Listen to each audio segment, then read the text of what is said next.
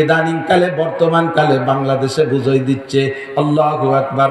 পার্কের ভিতরে বিভিন্ন ভাবে ঘোরাফেরার ভিতর দিয়ে যে কোনো ভাবে খোদা প্রদত্ত ভাবে গর্ভধারণ করে ফেলাইছে, আসমানি ভাবে। এই বাচ্চা রাখবে কোন জায়গায়? বাচ্চার বাপের পরিচয় নাই, বাপ তো হারাই গেছে।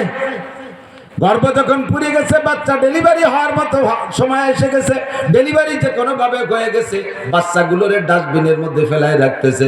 পেপার পত্রিকায় আপনারা খবর জানেন, পেপার পত্রিকায় যারা দেখেন, সংবাদ দেখেন, ঢাকা শহরের ডাস্টবিনের মধ্যে একটা জীবিত বাচ্চা পাওয়া গেছে।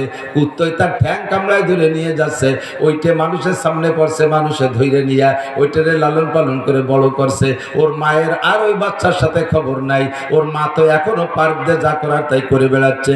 15-16 বছর পরে, 20 বছর পরে যখন ওই ছেলে বড় হয়েছে, ওর আব্বাও নাই, ওর মায়েরও খবর নাই। ও ছেলে তো ওই রকমই হয়, যার গার্জিয়ান না থাকে, তাকে তত্ত্বাবধান করার কেউ না থাকে, তাকে কি বলা হয়, কন্ট্রোল করার কেউ না থাকে, ইচ্ছা মতো চলাফেরা করে। ও ছেলে আবার সেই পার্কে গেছে, যে দেখে সুন্দরী একটা মেয়ে সেজে গুজে ঘুরতেছে, এই মেয়েটার সাথে সম্পর্ক কইরা তার সাথে আবার সেইভাবে ব্যবহার শুরু করে দিয়েছে।